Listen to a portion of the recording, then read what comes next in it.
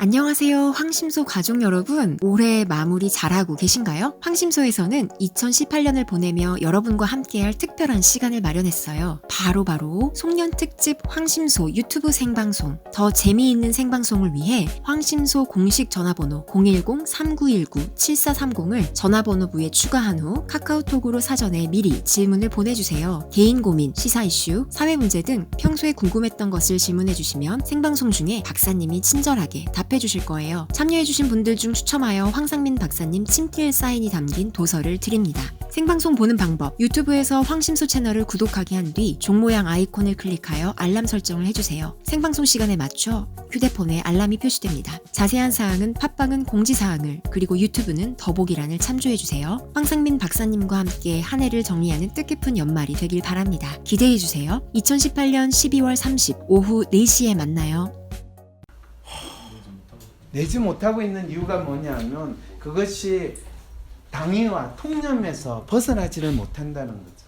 저는 문재인 대통령이 그 당위적인 것과 통념적인 것에 상당히 벗어나려는 마음이 상당히 있으신 분이라고 저는 생각을 해요. 그런데 그 주위에 있는 분들이 그 당위와 통념을 벗어나는 것에 대해서 충분하게 생각을 이야기하느냐면 그렇지 않다라는 징글징글한 것을 느낌을 받을 때 저희 XX들 이런 생각밖에는 안 들어요. 제가 또 이야기하는 것 중에 하나가 이 정권 들어서기 전에 어떤 분이 저한테 묻더라고요. 이 정권이 들어서면서 가장 해야 될 일이 뭐라고 생각합니까? 그랬더니 뭐 내가 뭐 이야기한다고 해서 뭐 별 의미가 없겠지만 저는 다른 거는 할 수 없지만 이거는 정권 들었을 때 딱 하면 가장 적폐청산의 가장 핵심이 되는 거 있습니다. 지금요 사람들이 이 대학 문제 이야기하고 대학을 뭐 줄인다든지 대학생 수를 어쩐다든지 대학 입시를 어떻게 한다든지 난리를 치고 있는데 그거 뭐라고 해봤자 다 소용없습니다. 딱 하나만 하면 됩니다. 뭔데요? 그랬더니 제가요 지금요 대한민국 대학이 있잖아요. 그 대학에서요 이 국공립대학 소위 말해서 정부가 운영하는 국공립대학 등록금을 안 받는다 라고 선언을 하시고 모든 국공립대학은 마치 사관학교와 같은 대우를 해준다 라고만 선언하시면 됩니다. 그럼 어떤 일이 벌어질까요? 그러면 가장 먼저 들고 일어날 게 사립학교죠. 네. 그러면 또 그것도 간단해요. 앞으로 사립학교에 지원하는 교육부 예산 한 푼도 없습니다. 사립학교는 각자 알아서 돈을 받아서 사용하세요. 그러면 우리가 기부 입학제 해도 돼요? 당연하죠. 1인당 1,000만 원을 받든지 억을 받든지 학교가 알아서 받으세요. 그러면 사립학교가 가장 싫어하는 게 뭔지 아세요? 기부 입학제예요. 왜? 그러면 지금 뭐 서울에 있는 몇몇 대학만 기부 입학하지 지방에 있는 사립대학은 다 죽는다. 그럴 때도 걱정하지 마세요. 그거는 그러면 국가에서 다 국공립으로 바꾸겠습니다. 그러면 그 사람들은 뭐라고 그럴까요? 그렇죠. 지금 유치원 원장들이 하는 소리를 똑같이 해요. 그럼 폐교하세요. 그러면 되는 거죠. 그런데 정부는 저한테 물어본 그분이 제가 이야기를 하더니 한숨을 크 쉬더니 결코 일어날 수 없는 일이다. 그래서 그 인간 내 두 번 다시 안 보기로 했어요. 본인이 내한테 물었으면 그거를 할 생각을 해야지. 지가 잔머리 굴려보니까 지한테 영양가가 없으면 그거는 유치원 지금 이 원장들이 유치원 사유재산이다 이렇게 주장하면서 그러면서 우리는 교육자다 이렇게 이야기하는 거하고 똑같은 논리로 이야기하는 걸 받아들이겠다는 건데 본인들이 교육사업에 뛰어들었으면 그 교사는 그 건물은 국가에 헌납방구를 해야지. 여전히 내 거다 그러고 국가에서 돈 받는 거는 그건 국가 돈으로 비즈니스 하겠다라는 거지 무슨 다른 이유가 있어요. 그리고 교육 비즈니스는 이미 대한민국이 학원 사업으로 인해 가지고 사교육이 공교육보다 더 잘 되고 있어요. 국가가 신경 안 써도 돼요. 그렇잖아요. 학원에도 지원금 줘야지. 학원에 지원금을 주거나 사립학교에 지원금을 주는 그것이 얼마나 적과의 동침을 하면서 사기를 치는 일인지, 그러니까요. 네, 그거를 있는 그대로 밝히지 않으면서 사립학교 교직원 월급은 다 국가에서 대줍니다. 그래 놓고 사립학교라고 그래요. 그러면 삼성에도 돈 주고 나서 삼성은 사기업이라고 주장을 하는 거하고 똑같은 거잖아요. 아, 그래도 교육 사업하고 이 전자 사업하고 같을 수는 없지. 사업이지 그게. 어떤 논리가 드는지 정확히 아시겠죠? 네. 이게 대한민국 사람들이 지도자나 대한민국 사람들이 스스로 자기를 속이는 아주 웃기는 방식이, 이게 대한민국 사람의 심리면 우리가 가지고 있는 문제, 불안, 고민은 앞으로 어떤 일이 벌어질까요? 우리가 진짜 내 나이 좀 쪽팔리긴 하지만 내 민낯을 그대로 직면하고 그걸 해결하려고 할까요? 아니면 에이 그냥 우리 해결했다 치고 그냥 계속하면 안 될까? 우리가 적폐청산했다 치고 그냥 가면 안 될까? 그리고 우리 또 민주주의 했다 치고 그냥 지내면 안 될까? 언론이 사실을 보도했다 치고 그냥 넘어가면 안 될까? 오늘 강의 다 끝났다고 치고 이제 넘어가자 뭐. 예, 이랬을 때 한국 사회의 미래는 어떻게 될까요? 암울한 게 아니라 그냥 잘 살았다 치고 또 살아가는 거예요. 그냥 행복했다 치고 그냥 가는 거예요.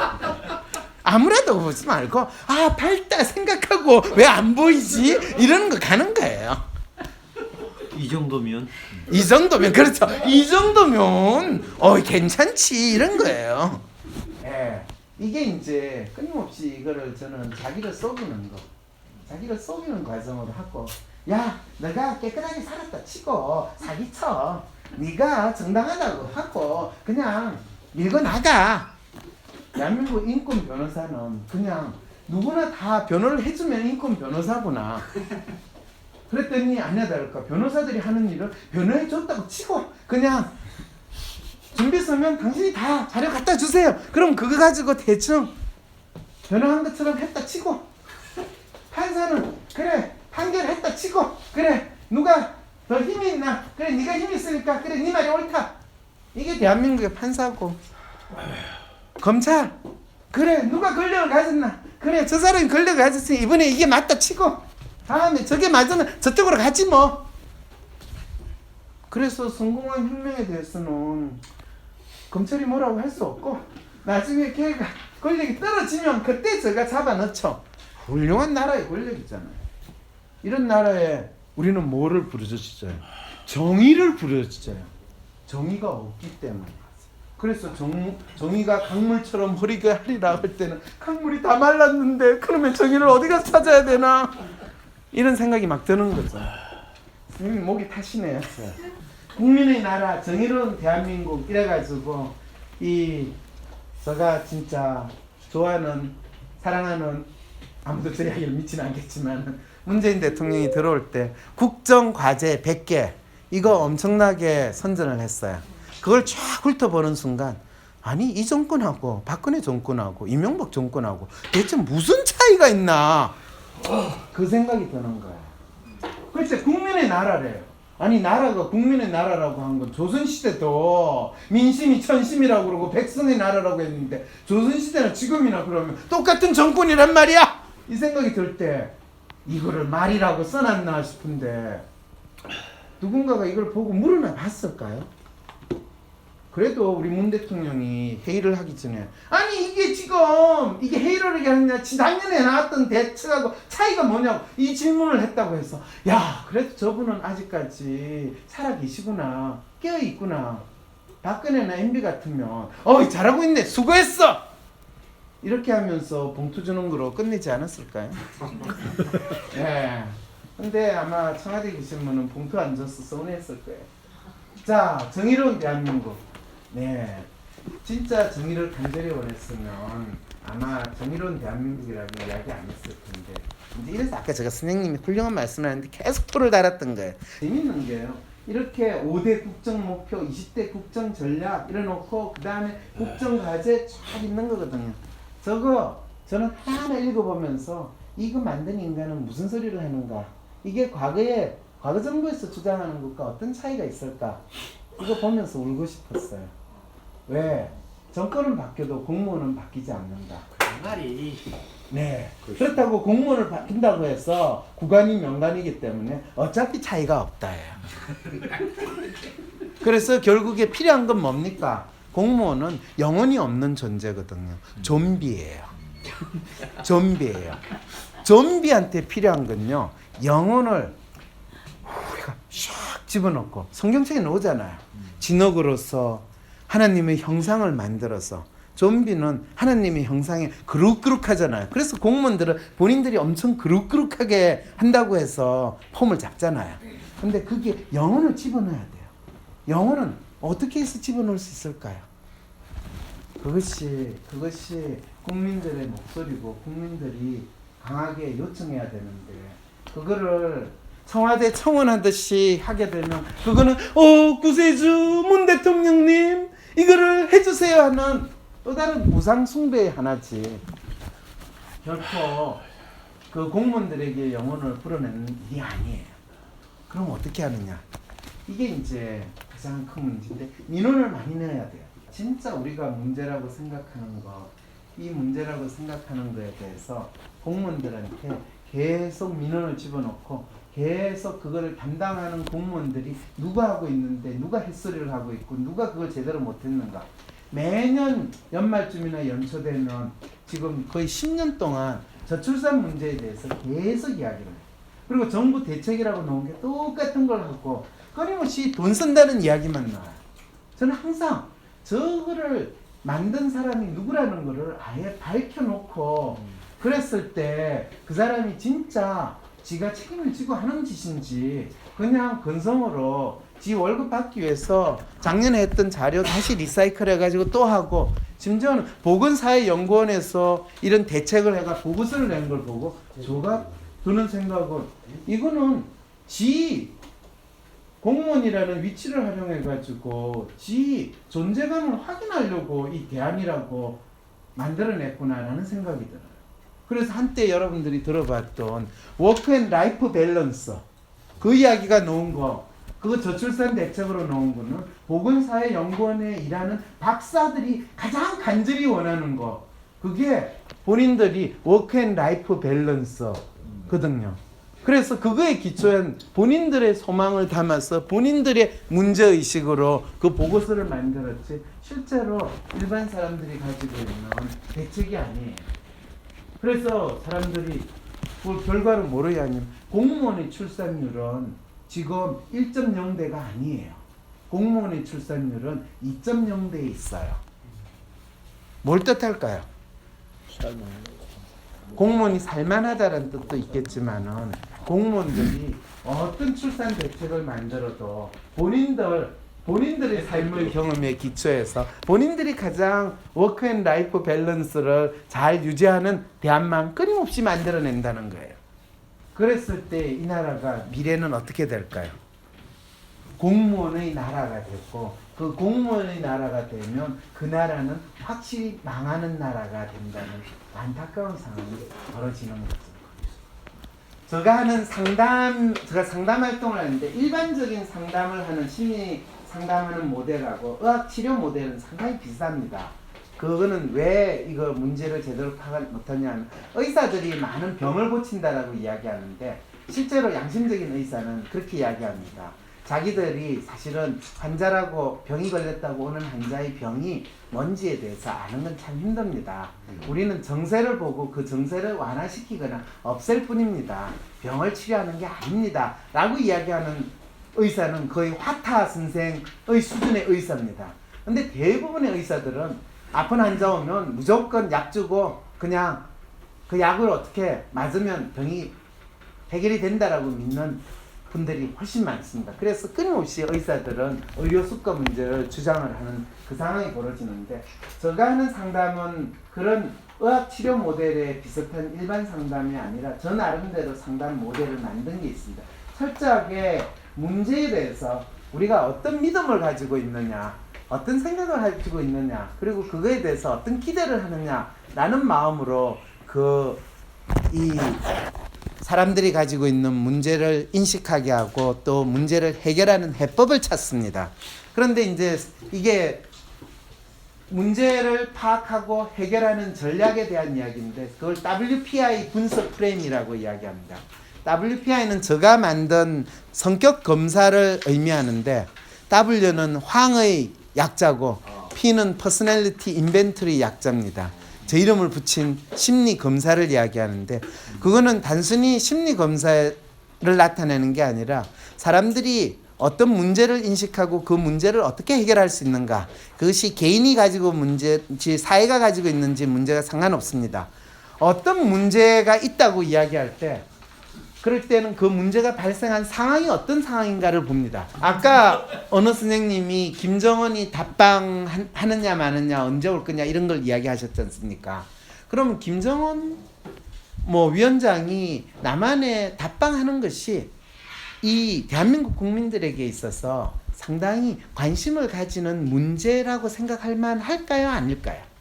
좀 관심 많이 갖죠. 관심은 가지는데 관심이 없을 수는 없는데 그게 우리가 해결해야 될 문제일까요? 핵심은 아닐까요? 아니죠. 그렇죠. 네, 핵심은. 예, 이제 이런 거 자체가 어떤 이슈가 되겠을 때 그것이 얼마나 중요하고 그걸 해결해 나갈 수가 있는가, 또 그걸 탐색할 필요가 있는가, 우리가 논의할 필요가 있는가, 이런 만일 궁금함이 있으면 그것이 어떤 상황에서 발생하는 어떤 문제인가 이슈인가 이 질문을 던져보는 거죠.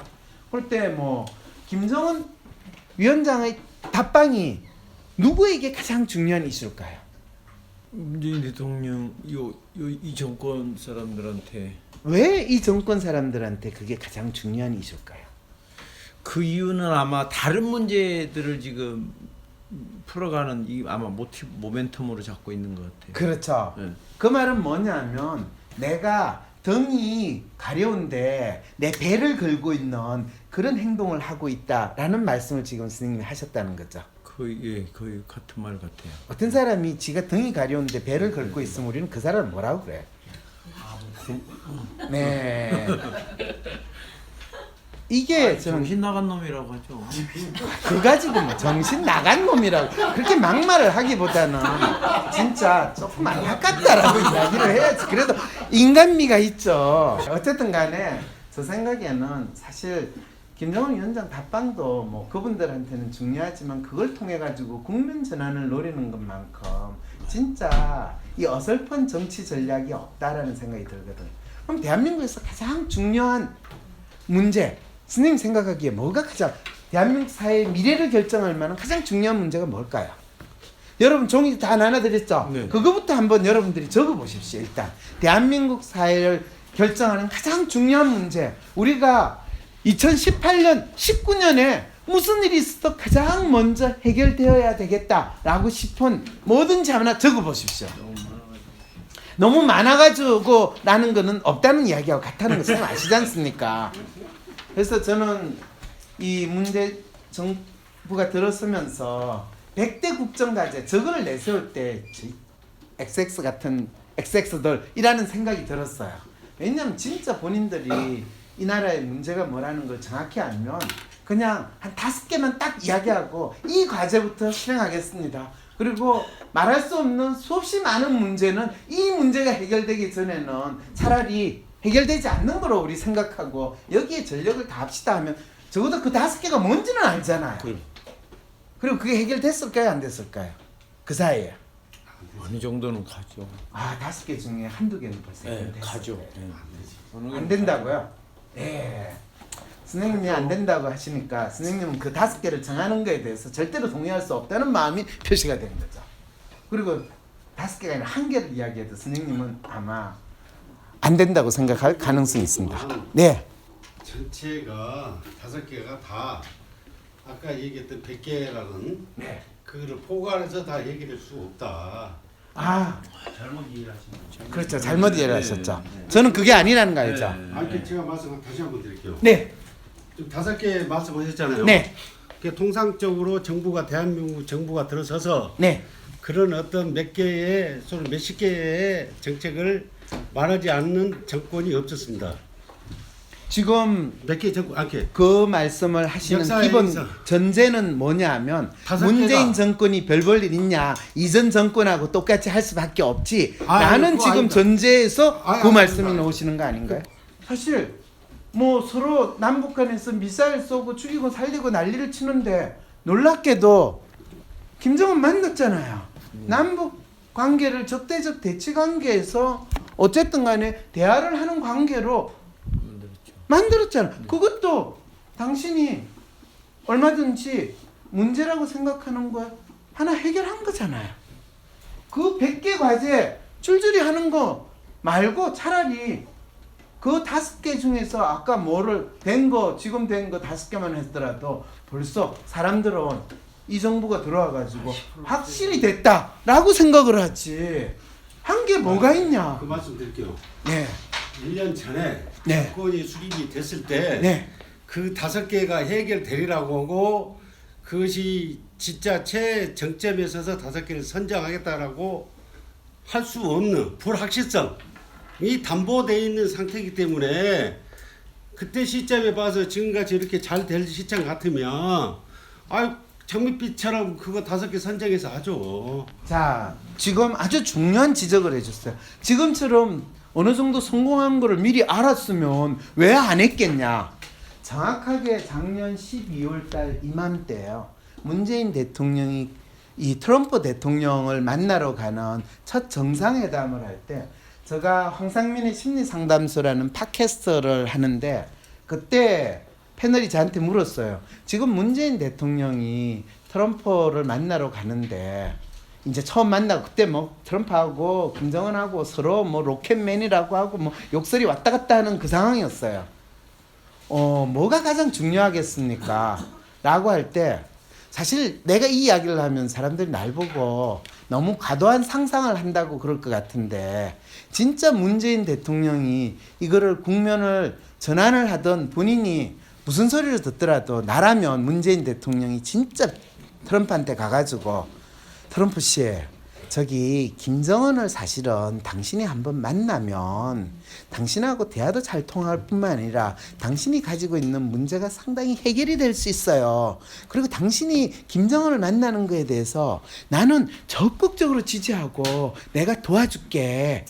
이 이야기를 하고 우리 한국은 당신이 김정은 만나가지고 심지어는 외교 관계를 만들어도 우리는 당신이 우리한테 도와달라고 하면 다 도와줄게 라는 거를 분명하게 밝히면 어떻게 될까요? 그랬더니 그 이야기를 듣는 많은 사람들이 만약 그렇게 되면 아마 문재인 대통령은 한국으로 못 들어올 거고 한국에서 거의 나라를 북한에 넘겨준다고 난리를 쳤을 거다. 그래서 아마 그런 이야기가 나오겠습니까? 라는 식으로 저한테 질문을 하기. 그렇죠. 우리가 상상하기 힘든 일이죠. 그런데 우리가 가지고 있는 문제를 해결하려면 확실한 거를 찾을 게 아니라 우리가 그거에 대해서 어떤 가능한 상상력을 발휘를 해서 그거를 해보려고 하느냐에 따라서 문제가 해결이 되지. 그렇지 않고 확실하게 되는 가능성이 있으면 그걸 하겠다라고 하면 그거는 기존에 통념적으로 늘 해왔던 짓을 반복하는 거지 어떻게 문제가 해결되겠습니까? 이게 바로 제가 상담을 할 때 무엇을 문제로 보는가, 해결 단서는 무엇인가, 해결 방법은 무엇인가, 해결 전략에는 무엇이 필요한가 라는 이 프레임을 적용을 하는데 가장 크게 문제가 되는 거는 처음에 상황을 인식하거나 문제를 인식할 때 대부분의 분들은 그것을 과거의 경험이나 통념에서 거기서 조금 더 한 발 벗어난 상상을 하려고 하지 않고 확실하냐? 확실하지? 확실하면 하고 확실하지 않으면 그냥 그대로 가자. 이런 사고를 할 때는 결코 문제를 제대로 인식도 못하고 해결을 못한다는 것이 가장 큰 문제라고 심리학자는 이야기를 합니다. 뭐 라이트 형제가 비행기를 날릴 때 하늘을 나는 비행기를 걔네들이 만들 수 있으리라고 기대했어요? 누구도 기대 안 했어요. 그 당시에 하버드인가 MIT 대학의 공대 교수가 엄청나게 많은 연구비도 받고 그 사람이 확실히 비행기를 만들 거라고 기대를 했는데 그 사람은 하다가 이거는 이래서 안 되고 저건 저래서 안 되고 이래서 문제가 해결이 안 되고 있습니다. 영원히 그 사람 비행기 못 만들었어요. 그런데 대학도 안 나온 라이트 형제는 비행기를 만들어서 날렸어요.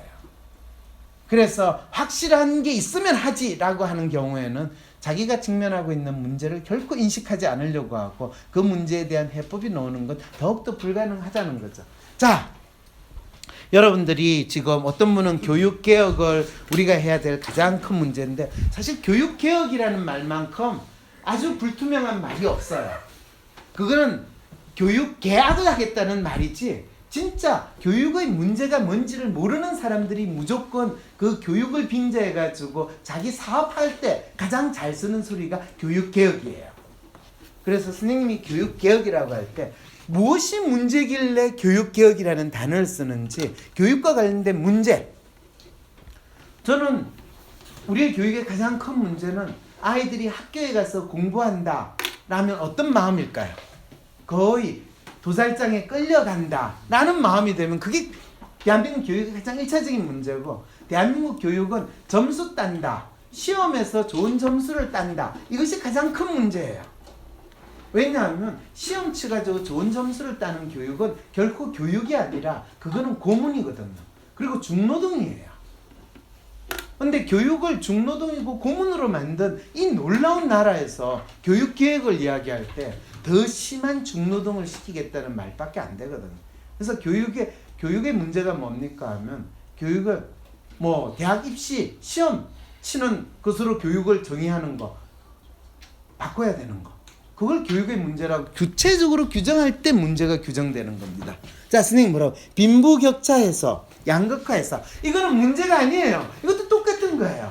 왜? 빈부격차해서나 양극화해서는 이 나라가 평등하고 모든 사람들이 똑같은 돈을 벌고 공동체 정신이 투철한 그런 나라가 되게 하소서, 이런 기도를 하는 사람들을 우리는 뭐라고 그러죠?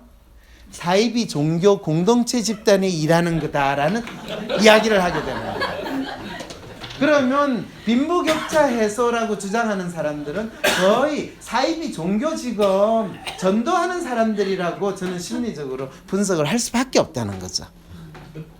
그럴 때 구체적으로 대한민국 젊은이들이 대학을 졸업하면 월 200만 원의 월급을 언제든지 받는 직장이 널려있는 나라가 되게 하소서 하는 게 빈부격차 해소하는데 훨씬 더 구체적이라는 거죠.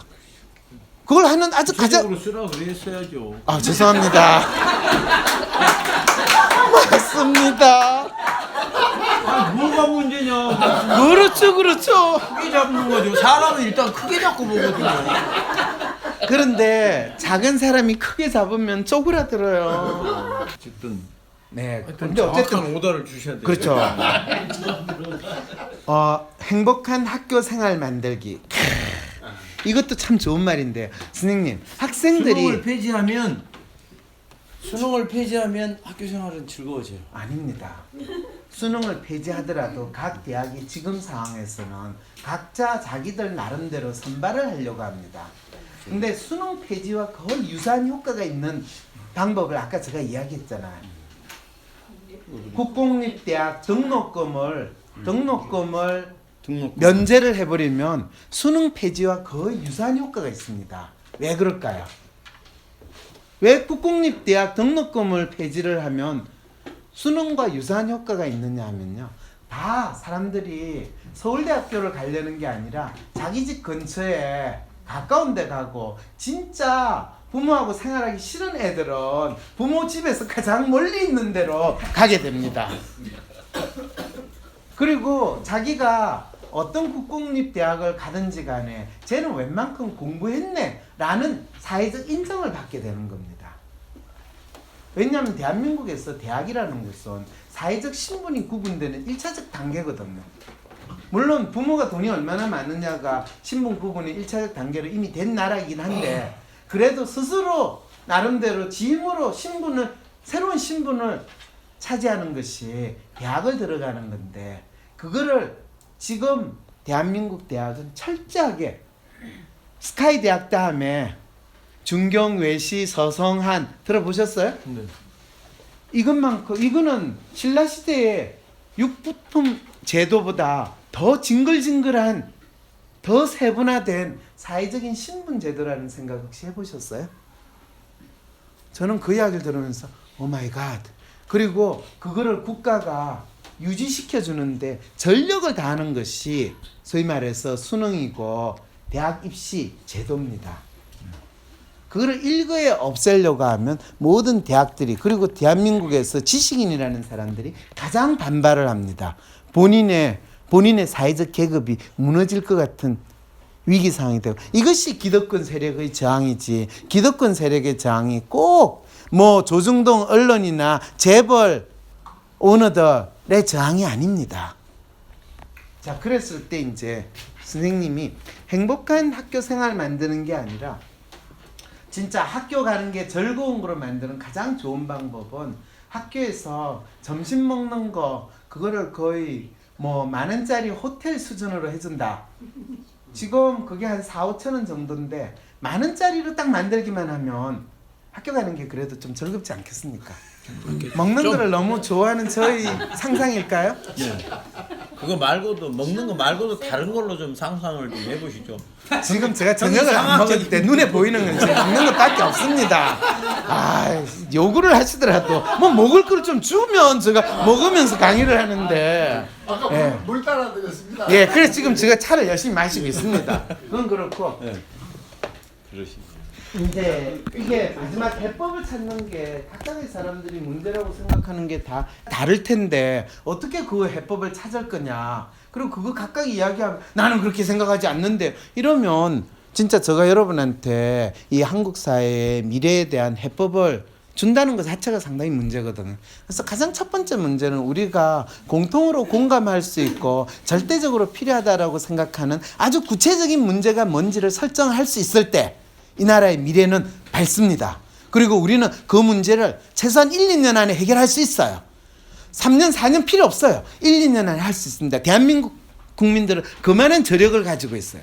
경부고속도로 진짜 독일이 고속도로 만든 거에 10분의 1의 가격으로 기간은 3분의 1로 해가지고 만들었을 때 그 나라 미쳤다가 아니라 그게 한국 사람들의 저력이거든요.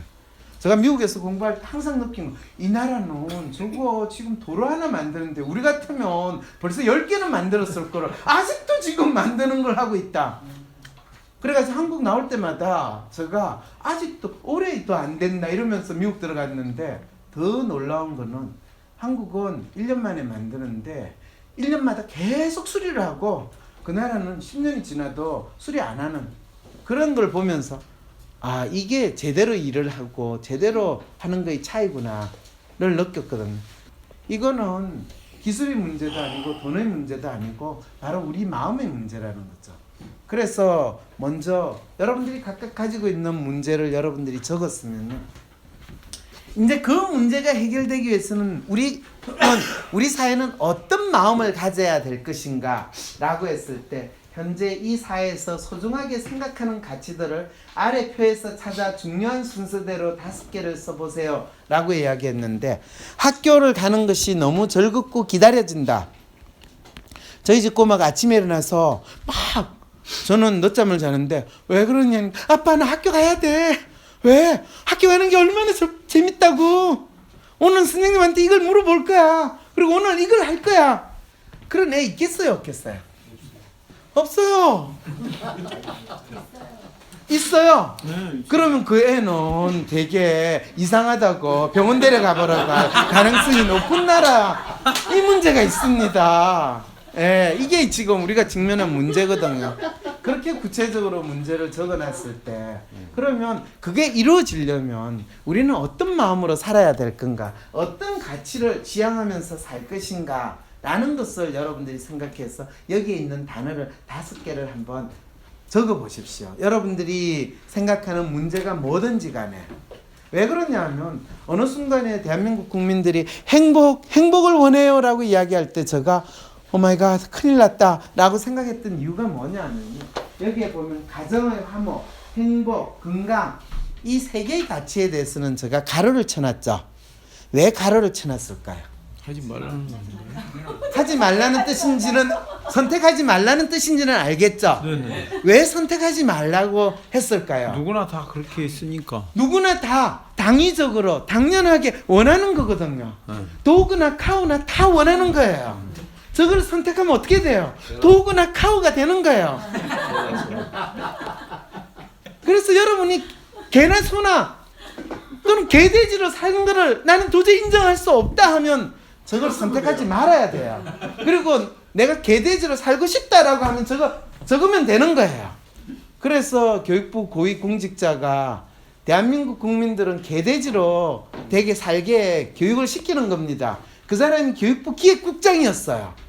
이 나라 교육을 어떤 논리로 마음으로 가르친다는 거, 나 빼고 내 자식 빼고 내하고 비슷한 고위공직자들 빼고 고시한 사람들은 다 기적으로 살고 나머지는 개돼지로 만드는 게 그게 천기를 누설했거든요. 그래서 난리를 쳐가지고 그 사람은 잘렸어요. 그런데 그 사람은 소청심의에서 복직이 됐어요. 근데 저는 계속 잘린 상태로 있어요. 재판을 해도 행정적으로 문제가 없대요.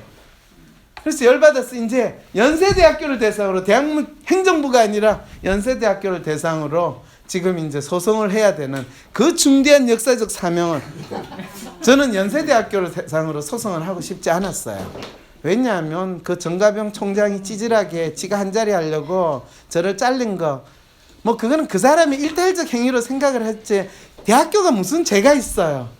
그리고 또 제가 돌아가면 얼마나, 제가 돌아가가지고 대학 교수를 하면 얼마나 쪽팔리겠어요. 나를 해임한 교수, 대학에 다시 가가지고 내가 교수를 하면 학생들한테 이제는 무슨 이야기를 하겠어요.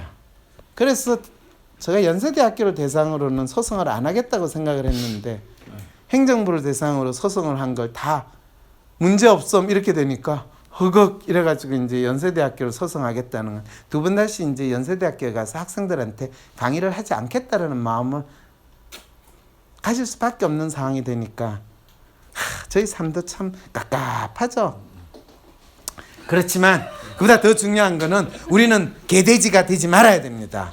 그래서 여러분들 저 세 개는 선택하지 말고요. 선생님이 가지는 교육개혁, 그 다음에 수능을 폐지하고 행복한 학교 생활 만들기, 그거를 좀 더 구체적으로 문제화되는 걸 해결할 수 있는 마음이 뭔지 5개의 가치를 설정을 해주시면 선생님은 어떤 마음으로 이 문제를 바라보고 있고, 그리고 그 문제가 해결될 수 있는 방법이 뭔지에 대해서 제가 선생님만 대표적으로 설명드리고 오늘 강의를 끝내도록 하겠습니다.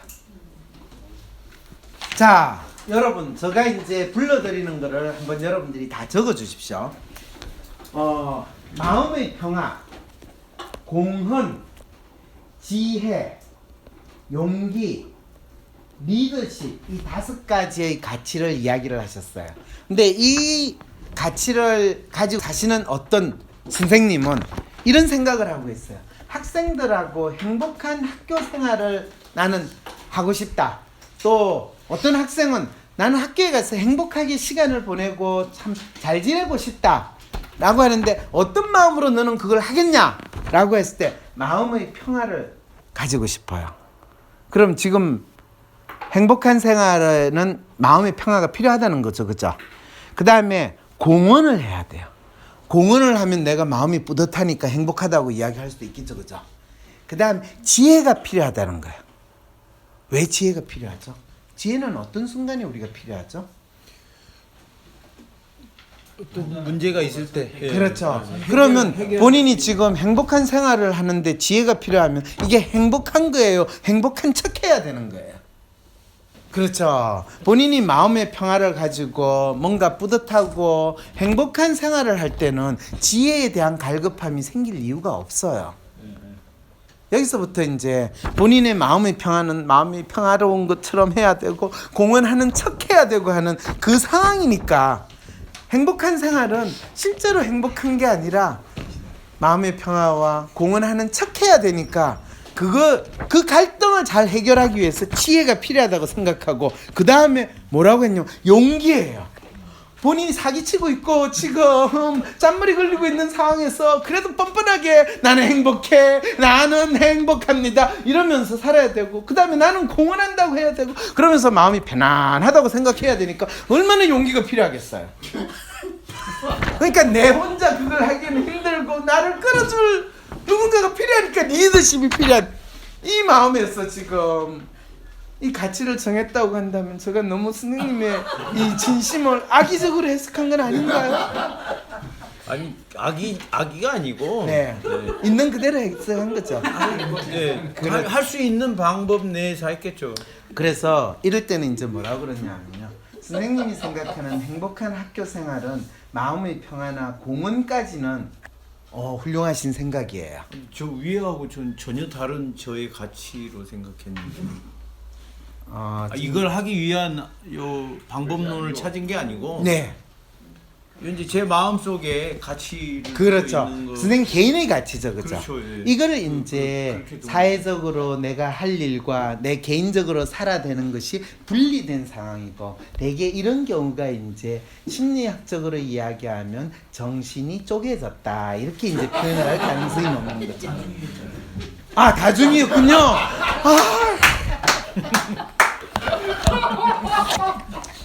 너무 좋아하지 마십시오. 이 다중이로서 가지는 안타까움이 얼마나 많은데요. 근데 사실은 이 부분에 아까 제가 여러분 설명할 때 한국 사람들이 지금 많은 사회 문제, 한국 사회 미래에 대해서 걱정을 하지만은 정작 그 문제를 이해하거나 또는 문제를 인식할 때는 문제 자체보다는 내가 어떻게 살아야 되는가. 일단 내 사는 게 급한데 이 마음이 있다라는 것이 정확하게 이 가치를 설정하는 데 나타나고 있는 하나의 아주 대표적인 사례를 여러분들이 보셨다는 것을 아시면 됩니다.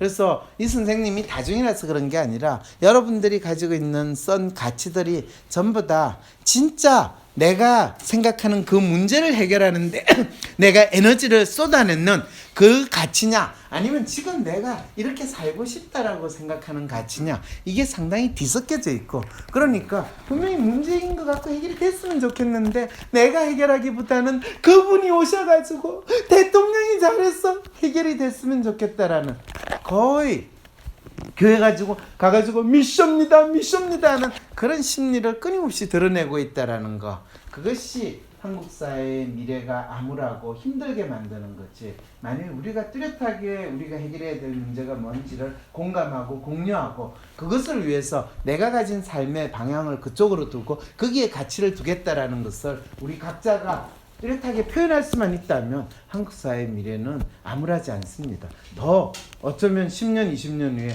역사적으로 우리가 상상하지 못했던 나라로 변신할 수도 있다라는 정도의 이야기를 하고 오늘의 저 긴 강의를 끝마치도록 하겠습니다. 감사합니다.